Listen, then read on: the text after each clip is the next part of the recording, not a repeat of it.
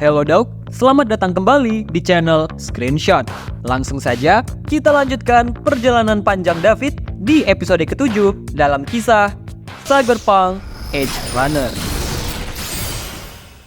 Cerita diawali dengan time skip beberapa waktu setelah kejadian terakhir. Kita diperlihatkan David dan seluruh anggota tim yang tersisa akan melakukan sebuah misi. Mereka juga membawa seorang anak baru yang bernama Julio.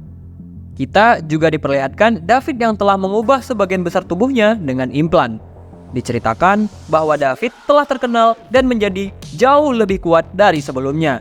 Dan David sekarang adalah pemimpin dari tim mereka. Akhirnya, mereka tiba di sebuah gedung yang merupakan markas dari sekelompok penjahat.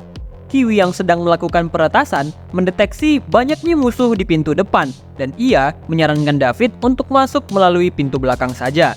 Namun, David menolak dan langsung saja masuk dari pintu depan.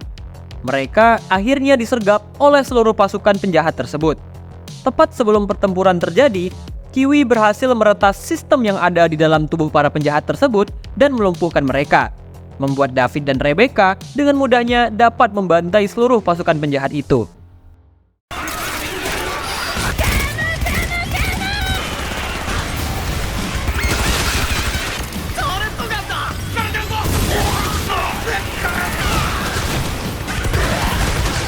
Setelah berhasil membasmi para kroco, selanjutnya mereka bertemu dengan seorang cyborg yang terlihat berbahaya bernama Maelstrom.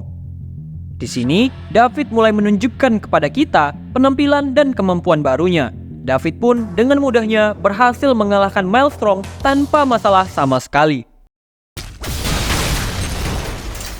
Ternyata, tujuan David dan tim pergi ke gedung tersebut adalah dalam rangka misi penyelamatan seorang gadis yang telah disandera oleh para penjahat itu.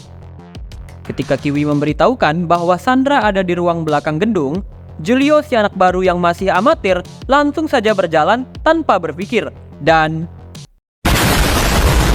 belum sempat David memperingatinya, ia pun telah tewas dengan sangat mengenaskan. Setelah itu, akhirnya tim pun berhasil menyelamatkan gadis dan seluruh Sandra yang ada di gedung tersebut. Di malam harinya, seperti biasa, setelah misi berakhir, tim mengadakan sebuah pesta kecil-kecilan. Tampak David sedang mengobrol bersama Falco. David berterima kasih kepada Falco karena telah bersedia untuk terus bekerja bersamanya. Kemudian, David juga mengobrol dengan Kiwi, di mana mereka membahas mengenai keadaan tim yang sedang kesulitan karena Lucy yang secara tiba-tiba tidak lagi mau untuk bekerja bersama mereka. Di tengah-tengah obrolan serius itu, muncullah Rebecca yang ingin mengajak David untuk berdansa. Kelihatannya, Rebecca suka sama si David nih. Namun, David menolaknya sambil berkata bahwa dia harus pergi ke tempat Reaper Dog. Beralih ke tempat Reaper Dog. Di sana, kita melihat David yang sedang melakukan perawatan implan. Reaper Dog terheran-heran dengan sebanyak itu implan yang telah digunakan oleh David, namun ia masih belum berubah menjadi cyber psycho. David pun tertawa sambil mengatakan bahwa dia itu spesial. Namun, jika berbicara tentang spesial, Reaper Dog memberitahukan David mengenai seorang pria yang bernama Adam Smasher. Dia digambarkan sebagai monster bertubuh besar yang dipenuhi dengan implan, namun masih dapat bertahan hidup. Justru, ia telah membantai banyak cyberpunk kuat yang berani macam-macam dengan perusahaan Arasaka. Di tengah obrolan mereka, tiba-tiba Kiwi menelpon David untuk segera pergi ke sebuah bar. Setibanya David di sana, ternyata ia telah ditunggu oleh Faraday. Faraday yang telah mendengar rumor tentang hebatnya David ingin menawarkannya sebuah pekerjaan. Namun, sebelum mulai pada pekerjaan utama, Faraday memberikan tes berupa sebuah misi dari perusahaan Militech kepada David untuk menguji kelayakannya. David yang tidak ingin memperpanjang obrolan, langsung menerima misinya dengan syarat bayaran yang cukup besar. Scene pun berubah menunjukkan David yang sudah sampai di rumah disambut oleh Lucy. Mereka mengobrol dengan santainya dalam keadaan seperti ini. Spicy meat.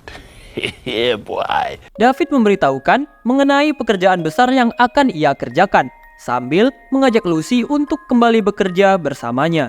Namun, Lucy menolak dan meminta David untuk menunggu dulu. Melihat David yang ngurung, Lucy mengajak David untuk pergi ke suatu tempat. Tibalah mereka di sebuah tempat di luar Night City. David dan Lucy duduk bersantai sambil mengobrol dan menikmati indahnya bintang di malam itu.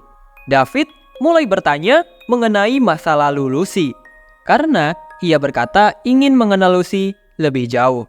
Now you set my soul on fire. Kemudian, Lucy pun mulai bercerita tentang masa lalunya.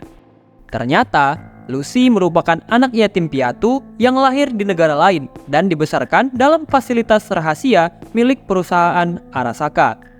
Bersama beberapa anak lainnya, mereka dipaksa dan dilatih untuk menjadi seorang netrunner yang sangat hebat.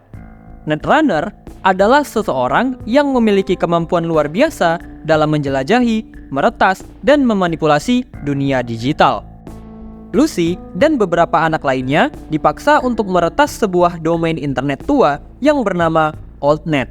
Diketahui bahwa AltNet telah diruntuhkan 50 tahun yang lalu oleh seorang netrunner legendaris bernama Reg Bartmoss. Ternyata Arasaka memiliki data penting yang tertimbun dalam domain tersebut. Ketika anak-anak tersebut berhasil menemukan beberapa data yang langka, sistem AI liar langsung menyerang dan membuat satu persatu dari mereka tewas berguguran. Melihat hal tersebut terjadi berulang kali, anak-anak yang tersisa memutuskan untuk membelot dan berusaha kabur dari fasilitas Arasaka tersebut. Dalam pelarian mereka, tampak semua anak-anak yang kabur berhasil dilumpuhkan dan menyisakan Lucy seorang diri saja. Lucy yang selamat terus mengembara ke berbagai kota hingga akhirnya sampai di Night City. Tiba-tiba, kita ditunjukkan lengan David yang gemetaran menunjukkan gejala yang sama seperti yang dialami oleh Maine sebelumnya. Lucy pun berkata bahwa ia takut suatu saat nanti akan kehilangan David, dan mereka pun berpelukan. Namun, seketika mata Lucy bersinar seakan mendeteksi sesuatu. Scene beralih kepada seorang netrunner yang sedang memulihkan beberapa data yang sebelumnya hancur bersama tubuh Tanaka. Terdengar, netrunner tersebut sedang berbicara dengan seorang petinggi Arasaka. Ia mengatakan bahwa sudah memulihkan hampir seluruh data, namun kesulitan untuk memulihkan satu data lagi yang tampaknya telah dirusak dengan sengaja oleh seseorang. Di jalan pulang, tiba-tiba ia dicegat dan dilumpuhkan oleh seorang wanita misterius. Ternyata, kita diperlihatkan bahwa wanita itu adalah Lucy. Dan episode ke-7 pun berakhir. Wah, kenapa Lucy bisa muncul di sana? Yang penasaran kelanjutannya, langsung aja klik video episode selanjutnya ya. Thank you very much and keep watching.